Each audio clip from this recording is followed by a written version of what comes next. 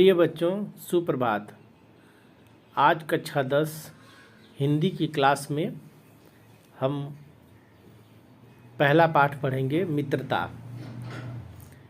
इस पाठ के लेखक जो हैं आचार्य रामचंद्र शुक्ल जी हैं और इसमें वे बच्चों को कुछ संदेश देना चाहते हैं। मित्रता उनका निबंध है और वे कक्षा 10 के बच्चों को जो युवा किशोरावस्था में पहुंच जाते हैं। किशोरावस्था एक ऐसी अवस्था है जिसमें सही गलत का अनुभव नहीं होता है बच्चों को, और उसमें मित्र किस प्रकार के होने चाहिए उसके विषय में बताते हैं। तो आइए इसको पढ़ना शुरू करते हैं, इस पाठ को।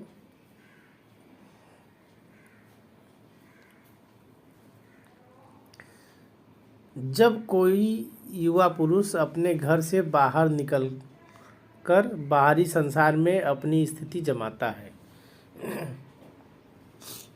आचार्य रामचंद्र शुक्ल का कहना है ये कि जब कोई युवा किशोरावस्था के बाद अपने घर की चार दीवारी से बाहर निकलकर बाहरी दुनिया में कदम रखता है, तब पहली कठिनता उसे मित्र चुनने में पड़ती है। क्या होती है उसके साथ? जो है उसको मित्र बनाने में कठिनाई पड़ती है। पहली समस्या आती है कि एक सच्चा मित्र बनाने के लिए उसको क्या करना चाहिए। यदि उसकी स्थिति बिल्कुल एकांत और निराली नहीं हो तो, एकांत और निराली का मतलब कुछ बच्चे जो है एकांत प्रिय होते हैं, किसी से बोलते चालते नहीं हैं। यदि उस प्रकार की एकांत प्रिय बच्चे नहीं हैं वो, तब तो उनके मित्र नहीं बनते ज़्यादा। लेकिन वो थोड़े बोलने चालने वाले, सामाजिक हो, तो उनकी जान पहचान के लोग धड़ाधड़ बढ़ते जाते हैं। मिलनसार बालक है तो उसके जान पहचान के लोग, तमाम लोग मिलते जाते हैं, और थोड़े ही दिनों में कुछ लोगों से उसका हेलमेल हो जाता है। थोड़े समय में ही उसके लोग जो है मित्र बनने लगते हैं। यही हेलमेल बढ़ाते बढ़ाते मित्रता के रूप में परिणित हो जाती है, और हेलमेल बढ़ते बढ़ते मित्रता हो जाती है। मित्रों की चुनाव की उपयुक्तता पर उसके जीवन की सफलता निर्भर होती है। आपके मित्र कैसे हैं, अच्छे हैं कि खराब है, जीवन की सफलता में उन मित्रों का बहुत योगदान होता है। इसलिए मित्रों का चुनाव उपयुक्त होना चाहिए, अच्छा होना चाहिए, क्योंकि संगति का गुप्त प्रभाव हमारे आचरण पर भारी पड़ता है। भारी पड़ता है मतलब यदि उसका आचरण खराब है, मित्र का आचरण खराब है, तो उसका बुरा प्रभाव हमारे ऊपर भी पड़ता है, और ये गुप्त प्रभाव होता है, हमको ये चीज़ का पता नहीं लगता। हम लोग ऐसे समय में समाज में प्रवेश करके अपना कार्य आरंभ करते हैं जबकि हमारा चित्त कोमल और हर तरह का संस्कार ग्रहण करने योग्य रहता है। मतलब उस समय किशोरावस्था में बच्चों का, आप लोगों का जो मन है, चित्त माने मन, बहुत कोमल होता है, गलत सही का निर्णय नहीं ले पाता है। हमारे भाव अपरिमार्जित और हमारी प्रवृत्ति जो अपरिपक्व रहती है। हमारे भाव अपरिमार्जित, मतलब भावों को सुधारा नहीं गया होता है अभी। अपरिमार्जित माने सुधार न करना। और अपरिपक्व होते हैं, हमारे पास अपरिपक्व का मतलब अनुभव कम होता है। हम लोग कच्ची मिट्टी की मूर्ति के समान रहते हैं, जिसे जो जिस रूप में चाहे उस रूप में कर दे, चाहे राक्षस बना दे चाहे देवता। चाहे कोई हमको राक्षस बना दे चाहे देवता बना दे, मतलब हमारा स्वभाव जो है अपरिपक्व, और हम जो है अनुभव कम होने के कारण हम कच्ची मिट्टी की तरह हैं। और जैसे कच्ची मिट्टी का कोई जो है चाहे वो राक्षस बना दे और चाहे वो देवता बना सकता है, तो उसी प्रकार का हमारा भी स्वभाव होता है। हम कुछ कर नहीं पाते हैं उस समय, क्योंकि हमको अच्छा खराब का ज्ञान नहीं होता है। ऐसे लोगों का साथ करना हमारे लिए बुरा रहता है, जो हमसे अधिक दृढ़ संकल्प हैं, हमसे अधिक मन की शक्ति वाले हैं, क्योंकि हमें उनकी हर एक बात का विरोध बिना विरोध के मान लेनी पड़ती है। हमसे अधिक जो है संकल्प शक्ति वाले होंगे, मन की शक्ति वाले होंगे,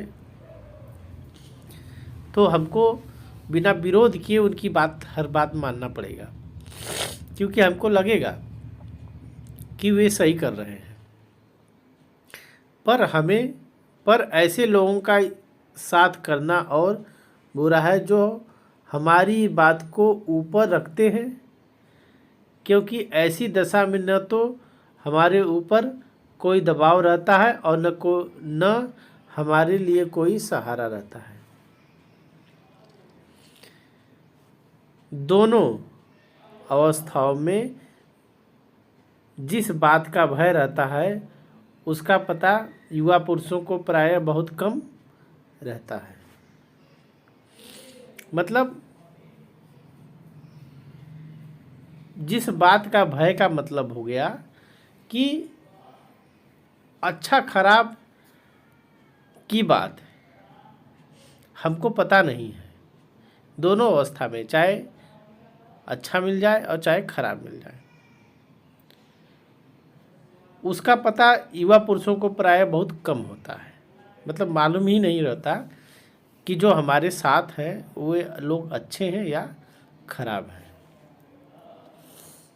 यदि विवेक से काम लिया जाए तो यह भय नहीं रहता, पर युवा पुरुष प्रायः विवेक से कम काम लेते हैं। कहने का मतलब आचार्य रामचंद्र शुक्ल का है कि वे हृदय से काम लेते हैं, विवेक से नहीं। विवेक बुद्धि का प्रयोग कम करते हैं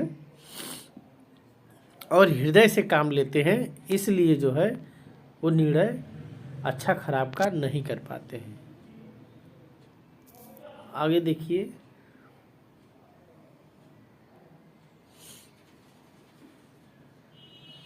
कैसे आश्चर्य की बात है कि लोग एक घोड़े लेते हैं तो उसके गुण दोष कितना परख लेते हैं, पर किसी को मित्र बनाने में उसके पूर्व आचरण और प्रवृत्ति आदि का कुछ भी विचार और अनुसंधान नहीं करते हैं। शब्द बड़े सरल हैं, अर्थ उसको आपको स्पष्ट समझ में आ रहा होगा कि घोड़ा लेते समय या अथवा कोई भी चीज़ खरीदते समय हम बड़ा गुण दोष अच्छा खराब देखते हैं, लेकिन ये बात हम मित्र बनाते समय नहीं ध्यान रखते हैं। अच्छाइयों और बुराइयों को ध्यान में नहीं रखते हैं, परखते नहीं हैं, उसकी खोज नहीं करते कि वो व्यक्ति कैसा है, और धड़ल्ले से मित्रता कर लेते हैं।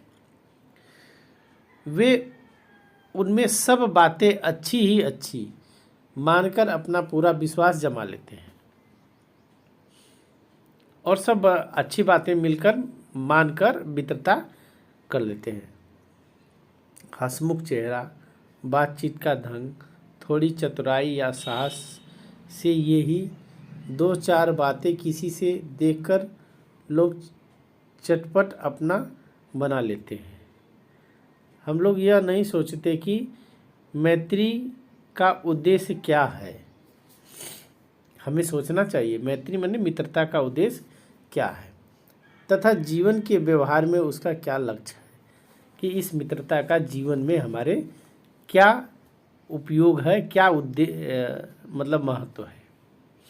यह बात हमें नहीं सूझती कि यह सब ऐसा साधन है जिससे आत्म शिक्षा का कार्य बहुत सुगम हो जाता है।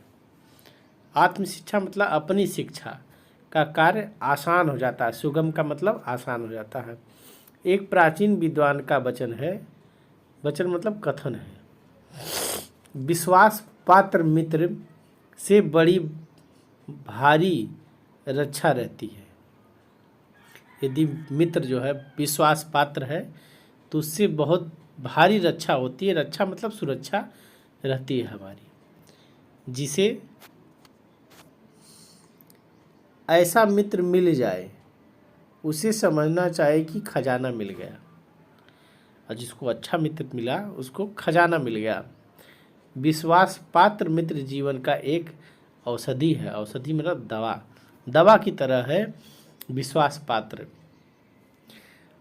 हम अपने मित्रों से यह आशा रखनी चाहिए, हमें अपने मित्रों से यह आशा रखनी चाहिए कि वे उत्तम संकल्प में हमें दृढ़ रखेंगे। उत्तम संकल्पों में हमें दृढ़ रखेंगे मतलब यदि हम कोई संकल्प लेते हैं कार्य करने के लिए तो वो संकल्प को मजबूत बनाने में हमारी सहायता करेंगे, उसको पूरा करने में हमारा सहयोग करेंगे। दोषों और त्रुटियों से हमें बचाएंगे, गलतियों से हमको बचाएंगे। हमें सत्य और पवित्रता और मर्यादा के प्रेम को पुष्ट करेंगे। मतलब हमें हमारे सत्य, पवित्रता और मर्यादा के प्रेम को पुष्ट करेंगे। हमारे मतलब मित्रों के बीच में जो हमारे और हमारे मित्र के बीच में जो प्रेम है उसकी मर्यादा का ध्यान रखेंगे और क्या करेंगे, मित्रता को बढ़िया से निभाएंगे। जब हम कुमार्ग पर पैर रखेंगे तब हमें वे सचेत करेंगे, मतलब हम गलत रास्ते पे चलेंगे तो वे हमको रोकेंगे। जब हम हतोत्साहित होंगे तब वे उत्साहित करेंगे, तब मेरा वो उत्साह बढ़ाएंगे। सारांश यह है कि वे हमें उत्तमता पूर्वक जीवन निर्वाह करने में हर तरह से सहायता करेंगे, कि मतलब हमको जीवन अच्छा बिताने में हमारी हर प्रकार से सहायता करेंगे। सच्ची मित्रता में उत्तम से उत्तम वैध किसी निपुणता और परख होती है, कि सच्चा यदि मित्र है तो वह वैद्य की समान है। वैद्य मतलब डॉक्टर के समान है। अच्छी से अच्छी माता का सा धैर्य और कोमलता होती है उस मित्र में। ऐसी ही मित्रता करने का प्रयत्न पुरुषों को करना चाहिए। आगे देखिए, आचार्य रामचंद्र शुक्ल कहते हैं कि छात्रावास में तो मित्रता की धुन सवार रहती है। जब हम हॉस्टल में रहते हैं छात्रावास में तो मित्रता की क्या होती है, धुन सवार रहती है। मतलब नशा होता है मित्र बनाने में। मित्रता हृदय में उमड़ती रहती है। पीछे के उमड़ती का मतलब हमेशा उतावले रहते हैं मित्र, बड़े जल्दी आराम से बना लेते हैं लोग। पीछे के जो स्नेह बंधन होते हैं उनमें न तो उतनी उमंग होती है न उतनी खिन्नता होती है। मतलब पीछे के जो बंधन होते हैं, पीछे के स्नेह बंधन मतलब हॉस्टल के पूर्व के जो की मित्रता होती है उसमें न उतनी उमंग नहीं रहती जितना हॉस्टल में आने के बाद हो जाती है, और न उसमें कोई दुख होता है। बाल मैत्री में जो मग्न करने वाला आनंद होता है, बालक होने पर जो मैत्री करते हैं लोग, मतलब ये आपकी अवस्था जो किशोरावस्था की है, उसमें दोस्त बनाने में जो आनंद होता है, जो हृदय को बेधने वाली ईर्ष्या और खिन्नता होती है, वह और कहाँ, वह और किसी उम्र में नहीं रहती। कैसी मधुरता और कैसी अनुरक्ति होती है मित्रों के बीच में, बड़ी मधुरता, अनुरक्ति मतलब प्रेम होता है। कैसा अपार विश्वास होता है, हृदय में कैसे कैसे उद्गार निकलते हैं, वर्तमान कैसा आनंदमयी दिखाई पड़ता है, और भविष्य के संबंध में कैसी लुभाने वाली कल्पना मन में रहती है। कितनी जल्दी बातें लगती हैं, बातें लगती हैं का मतलब खराब लगती हैं, और कितनी जल्दी मानना मनाना होता है, मतलब मित्रों को कितना जल्दी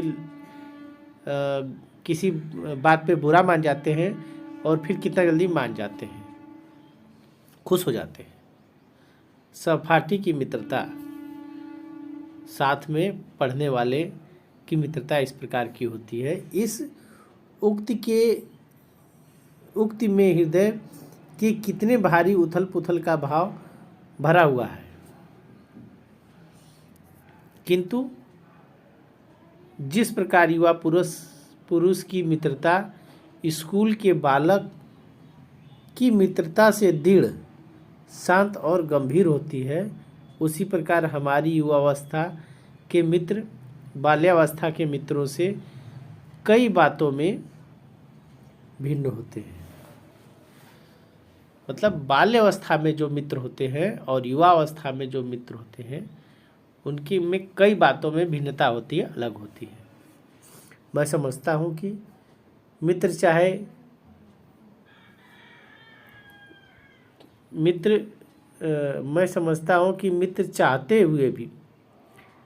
चाहते हुए बहुत से लोग मित्र के आदर्श की कल्पना मन में करते होंगे,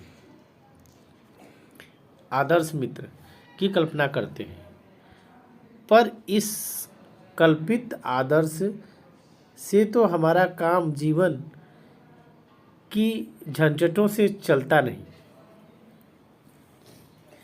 मतलब इससे हमारा जीवन नहीं चलता है जो हम कल्पना करते हैं। आदर्श मित्रता की जो कल्पना करते हैं, उससे हमारा जीवन नहीं चलता। सुंदर प्रतिमा, मन भावनी चाल और स्वच्छंद प्रकृति, यही दोनों चार बातें देखकर मित्रता की जाती है। पर जीवन संग्राम में साथ देने वाले मित्रों में इनमें से कुछ अधिक बातें चाहिए। जो जीवन में साथ देने वाले मित्र होते हैं, इन 2-4 बातों के अतिरिक्त और भी कुछ बातें होनी चाहिए। मित्र केवल उसे नहीं कहते जिसके गुणों की तो हम प्रशंसा करें, पर जिससे हम स्नेह न कर सके, जिसके गुणों की प्रशंसा करें पर जिसे हम स्नेह न कर सके, मतलब प्रेम न कर सके, केवल प्रशंसा करते हैं, झूठी प्रशंसा, जिससे अपने छोटे छोटे काम तो हम निकालते जाएं, पर भीतर भीतर घृणा करते रहें। ऐसा नहीं होना चाहिए। मतलब कि केवल अपना काम निकाल ले मित्र से। मित्र सच्चे पथ प्रदर्शक के समान होते हैं, जिस पर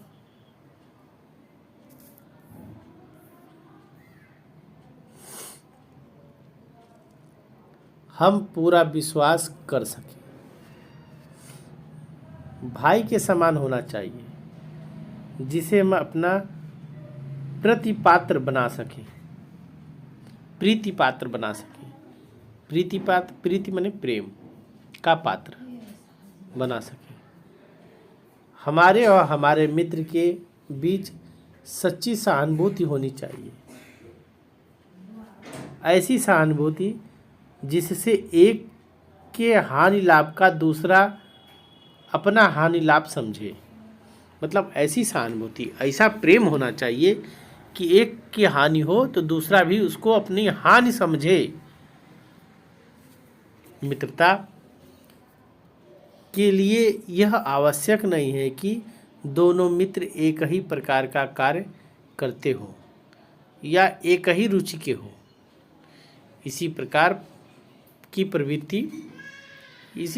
प्रवृत्ति और आचरण की समानता भी आवश्यक या वांछनीय नहीं है।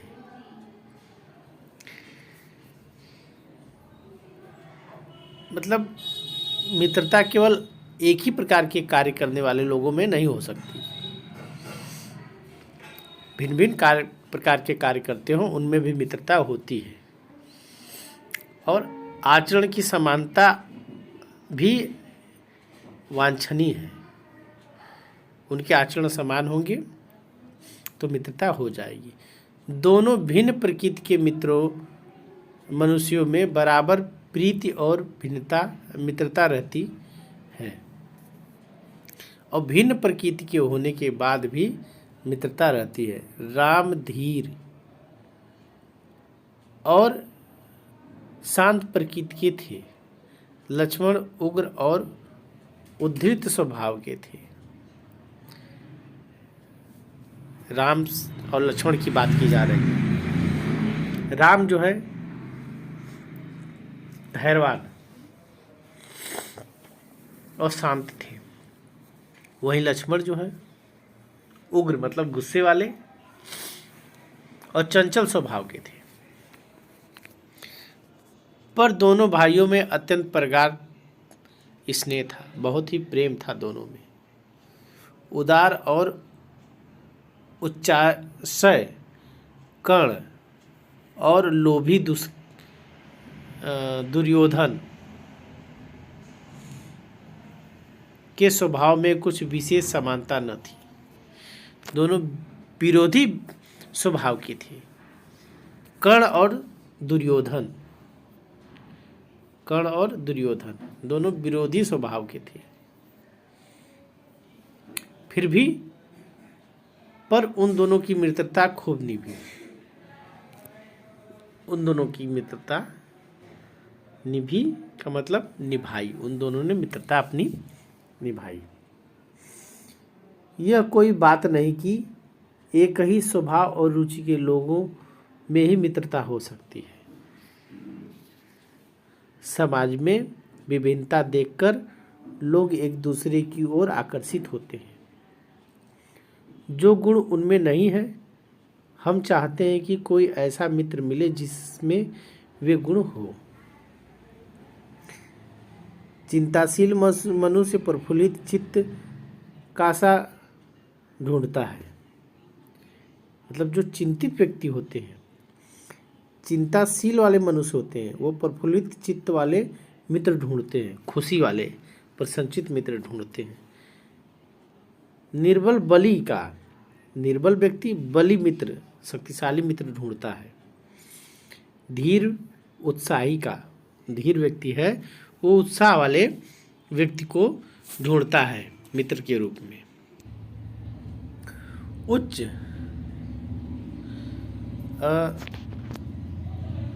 उच्च आकांक्षा वाला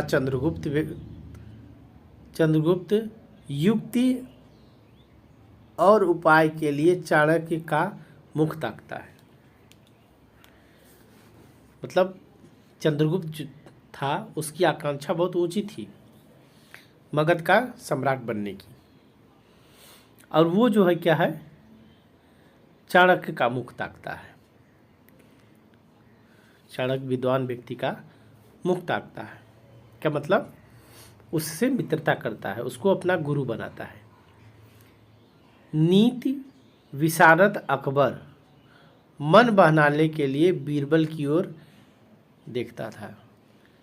मतलब नीति विशारद, नीति को जानने वाले, राजनीति को जानने वाले जो अकबर थे, वो बुद्धिमान बीरबल को अपने साथ रखे थे, बीरबल को अपना मित्र और मंत्री मानते थे। मित्र का कर्तव्य इस प्रकार का बताया गया है, उच्च और महान कार्यों में एक प्रकार सहायता देना, मन बढ़ाना और साहस दिलाना कि तुम अपनी निज की सामर्थ्य के से बाहर काम कर जाओ। क्या कर्तव्य है? उच्च और महान कार्यों में कोई महान उद्देश्य हो तो उसमें मित्र की सहायता देना, उसका उत्साह बढ़ाना, साहस बढ़ाना, और निजी, और कैसे साहस बढ़ाना कि तुम अपनी निजी सामर्थ्य के बाहर काम कर सकते हो, तुम्हारी सामर्थ्य जितनी है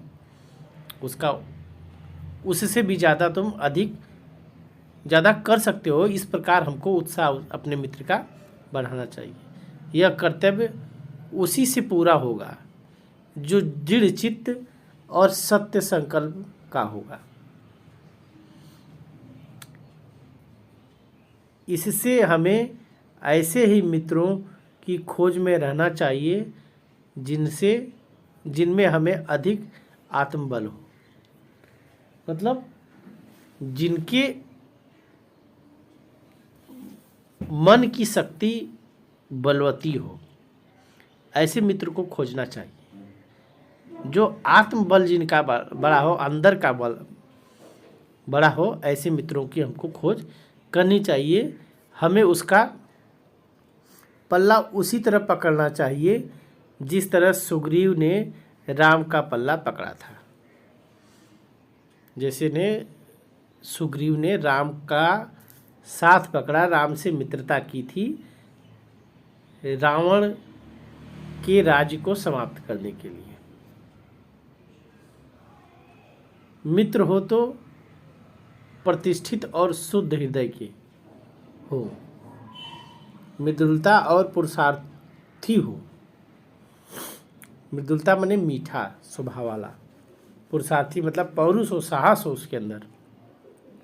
शिष्ट मतलब अच्छा स्वभाव वाला, सत्यनिष्ठ, सत्य बोलने वाला, जिसमें हम अपने को उसके भरोसे पर छोड़ सकें, मतलब विश्वास कर सकें हम उस पर, ऐसा उसका स्वभाव हो। यह विश्वास कर सकें कि उनसे किसी प्रकार का धोखा न होगा। यह हमको विश्वास होना चाहिए अपने मित्र पर। इस प्रकार का मित्र होना चाहिए।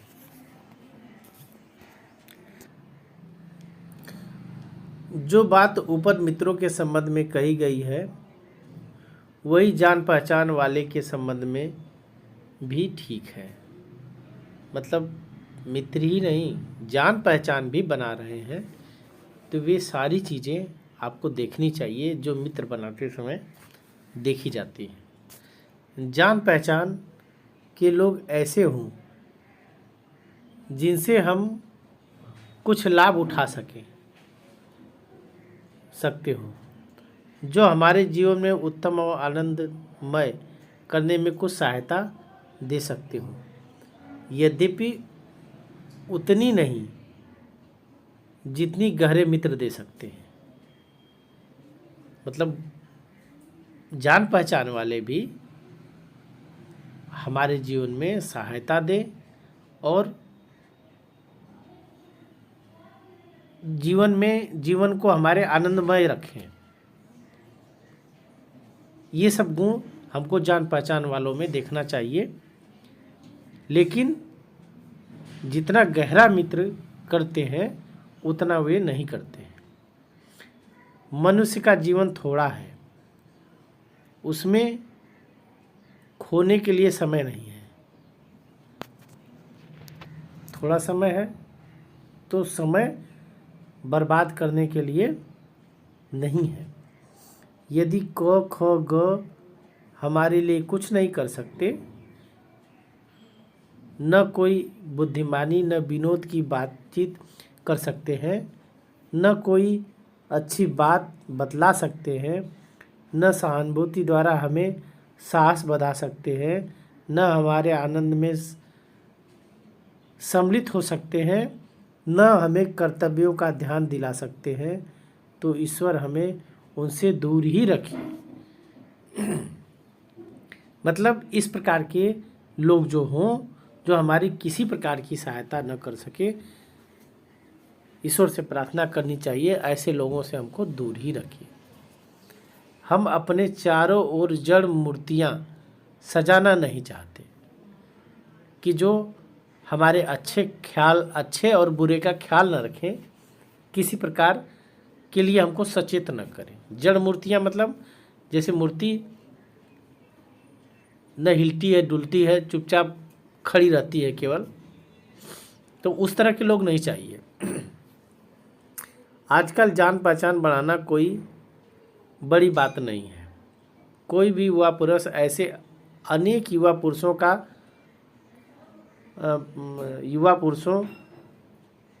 को पा सकता है। कोई भी युवा पुरुष ऐसे अनेक युवा पुरुषों को पा सकता है जो उनके साथ थिएटर देखने जाएंगे, पिक्चर देखने जाएंगे, कहने का मतलब नाच रंग में जाएंगे, सैर सपाटे में जाएंगे, भोजन का निमंत्रण स्वीकार करेंगे। यदि ऐसे जान पहचान के लोगों से कुछ हानि हो तो लाभ नहीं हो सकता, पर यदि हानि होगी तो बड़ी भारी होगी। सोचो तो तुम्हारा जीवन कितना नष्ट होगा। यदि ये जान पहचान के लोग उन मनचले युगों में निकले जिनकी संख्या दुर्भाग्यवश आजकल बहुत बढ़ रही है, यदि उन सौदों में से निकले जो अमीरों की बुराइयों और मूर्खताओं की नकल किया करते हैं, मतलब दिखावा, अमीरीपन का दिखावा और मूर्खता की नकल करते हैं, दिन रात बनाम शिगार में रहते हैं, दिन रात बनाव श्रृंगार में रहते हैं। बनाव श्रृंगार मतलब सजावट में चमक धमक की दुनिया पसंद करते हैं, अपने पहनावे ओढ़ावे अच्छा पहनना चाहते हैं, अच्छा श्रृंगार करना चाहते हैं, यही चीज़। महफिलों में ओहो वाह वाह किया करते हैं, गालियों में अट्ठास मारते हैं और सिगरेट का धुआं उड़ाते चलते हैं। ऐसे युवकों से बढ़कर शून्य, नियसार और सोचनीय जीवन और किसका हो सकता है। ऐसे युवकों से मतलब ऐसे युवक हैं तो उनसे शून्य मतलब बेकार, निसार, किसी प्रकार का उद्देश्य नहीं, सोचने जीवन और किसका हो सकता है, मतलब बहुत ही बुरा जीवन है। आचार्य रामचंद्र शुक्ल कहते हैं इस प्रकार, वे अच्छी बातों के सच्चे आनंद से कोसों दूर हैं। वे अच्छी बातें जानते ही नहीं हैं, उससे कोस भर की दूरी पे हैं।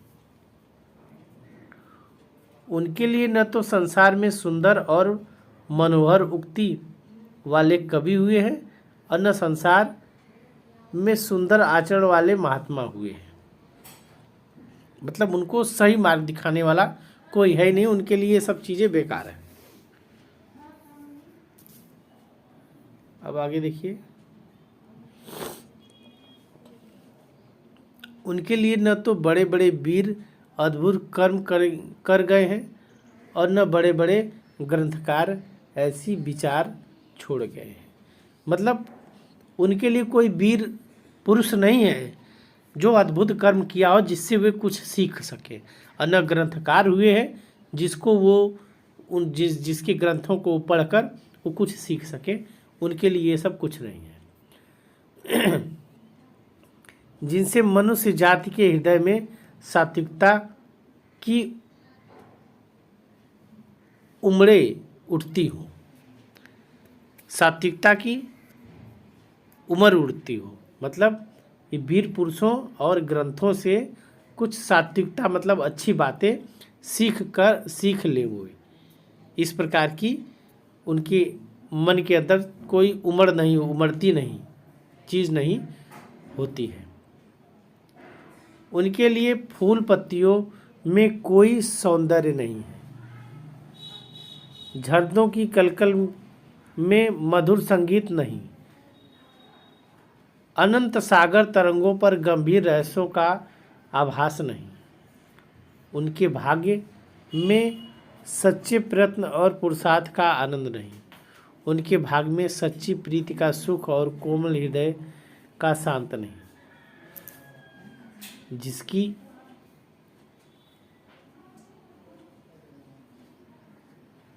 जिसकी आत्मा अपने इंद्रिय विषयों में लिप्त है। मतलब इंद्रिय विषय, इंद्रियां जानते हैं 5, उनके सुख में ही वे लिप्त रहते हैं। इंद्रियों को सुख देने में ही हमेशा वो लगे रहते हैं। जिनका हृदय नीचाशयों और कुत्सित विचारों से कुलसित है। जिनका हृदय नीचाशयों मतलब नीच है, गिरा हुआ है, हृदय गिरा हुआ है, नीच छोटा सोचने वाले हैं। कुत्सित विचारों मतलब गलत विचार से कलुषित है। कलुषित माने रंगे हुए हैं, ढके हुए हैं, गलत विचारों से भरे हुए हैं। ऐसे नशामुख प्राणियों को दिन दिन अंधकार में पतित होते देख कौन ऐसा होगा जो तरस न खाएगा। मतलब इनको देखकर कौन ऐसा व्यक्ति है जो ये न कह दे कि वो गलत है। उनसे ऐसे प्राणियों का साथ न करना चाहिए, उसे ऐसे प्राणियों का साथ नहीं करना चाहिए। मतलब हमें ऐसे लोगों का साथ नहीं करना चाहिए जिन स्वभाव के विषय में आचार्य रामचंद्र शुक्ल ने ऊपर बताया है। आगे देखिए, मकदूनिया का बादशाह डेमेस्टियस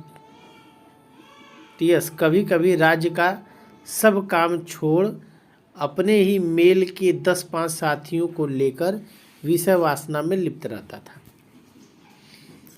विषय वासना मतलब आनंद में, सांसारिक सुख में लिप्त रहता था, लगा रहता था। एक बार बीमारी का बहाना करके इसी प्रकार वह अपने दिन काट रहा था। इसी बीच उसका पिता उससे मिलने के लिए गया और उसने एक हंसमुख जनाब को कोठरी से बाहर निकलते देखा। पिता ने हंसमुख व्यक्ति को उसके कोठरी से निकलते हुए देखा। जब पिता कोठरी के भीतर पहुंचा तब डेमेट्रियस ने कहा, जोर ने मुझे अभी छोड़ा है। पिता ने कहा, हाँ ठीक है, वह दरवाजे पर मुझे मिला था। मतलब डेमेट्रियस को बुरे लोगों का संगत थी, बुरे बुरे मित्र थे। और क्या करता था, वो राजकार्य का काम छोड़ के उन मित्रों के साथ हमेशा मस्ती में लगा रहता था। बीमारी का बहाना बना के एक कोठरी में उन मित्रों के साथ हंसी मजाक करना, समय पास करना में लगा हुआ था। पिता जब पहुंचा उस कोठरी में, डेमेट्रियस से उसका हाल चाल पूछा तो उसने कहा कि ज्वर मुझे अभी छोड़ा है, अभी मैं ठीक हुआ हूँ। पिता ने कहा था हाँ ठीक है, वह मुझे दरवाजे पर मिला था। मतलब व्यंग किए पिताजी उसके कि जो ज्वर था वह मैंने उस दरवाजे पर जाते हुए देखा है। उसके मित्र को ही पिता व्यंग में ज्वर कर रहे हैं। कुसंगत का ज्वर है। कुसंगत का ज्वर सबसे भयानक होता है। यह केवल नीति और सद्वृत्ति का ही नाश नहीं करता। सद्वृत्ति मतलब अच्छे स्वभाव, हमारे अच्छे स्वभाव का ही नाश नहीं करता, बल्कि बुद्धि का भी क्षय करता है। बुद्धि भी हमारी खत्म करता है। किसी युवा पुरुष की संगति यदि बुरी होगी तो वह उसके पैरों में बंधी चक्की के समान होगी। जैसे पैर में चक्की बांध दी जाए, उस प्रकार बुरे लोगों का साथ होता है, जो उसे दिन दिन अवनति के गड्ढे में गिराता जाता है। अवनति के गड्ढे में मतलब नीचे गड्ढे में गिराता जाता है। अवनति माने जिसमें उन्नति का उल्टा अवनति, जिससे व्यक्ति का विकास नहीं होता, उससे वो व्यक्ति नीचे ही विकास घटता जाता है उसका। तो उस तरह के गड्ढे में वो चक्की के बंधे होने के कारण व्यक्ति हमेशा अवनति करता है, विकास उसका नहीं होता, वो और विकास घटता जाता है।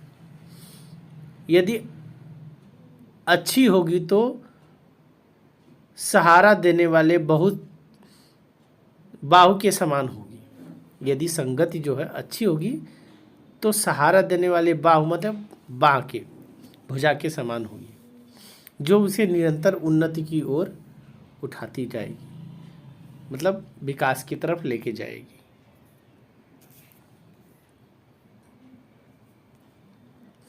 इंग्लैंड के एक विद्वान जो युवावस्था में राजकाज में युवावस्था में राज दरबार में जगह नहीं मिली, इस पर जिंदगी भर वह अपने भाग्य को सराहता रहा, मतलब कोसता रहा अपने को। बहुत से लोग इसे अपना बड़ा दुर्भाग्य समझते, पर वह अच्छी तरह जानता था कि वहाँ वह बुरे लोगों की संगत में पड़ा है। वह अपनी कमी जानता था, जो उसकी आध्यात्मिक उन्नति में बाधक होते थे, उसको आगे बढ़ने से रोकते थे। बहुत से लोग ऐसे होते हैं जिनके घड़ी भर के साथ से भी बुद्धि भ्रष्ट हो जाती है, क्योंकि उतने ही बीच में ऐसी ऐसी बातें कही जाती हैं जो कानों में न पड़नी चाहिए। चित्त पर ऐसा प्रभाव पड़ते हैं जिससे उसकी पवित्रता नाश हो जाती है। बुराई अटल भाव धारण करके बैठती है। बुराई अटल मतलब न हटने वाली, कभी मन से हटने वाली नहीं, भाव बनकर अंदर हमारे जाती है। बुरी बातें हमारी धारणा में बहुत दिनों तक टिकती है। मतलब बुरी चीज़ें जो है हमारे अंदर, हमारा स्वभाव होता है कि जल्दी नहीं हटती, हमेशा स्थायित्व रूप पकड़ लेती हैं, ख़त्म नहीं होती जल्दी। इस बात को प्राय सभी लोग जानते हैं कि भद्दे और फूहड़ गीत जितनी जल्दी ध्यान पर चढ़ते हैं उतनी जल्दी कोई गंभीर या अच्छी बात नहीं चढ़ती। मतलब गलत बात हमारे मन में जल्दी बैठती है और अच्छी बात जल्दी नहीं बैठती है। एक बार एक मित्र ने मुझसे कहा कि उसने लड़कपन में कहीं से एक बुरी कहावत सुन पाई थी, जिसका ध्यान वह लाख चेष्टा करता है कि न आए, पर बार बार आती है। जिन भावनाओं को हम दूर रखना चाहते हैं, जिन बातों को हम याद करना नहीं चाहते, वे बार बार हृदय में उठती हैं और बोध आती हैं, क्योंकि वे गलत बातें हैं और हमारे मन में बैठ गई हैं।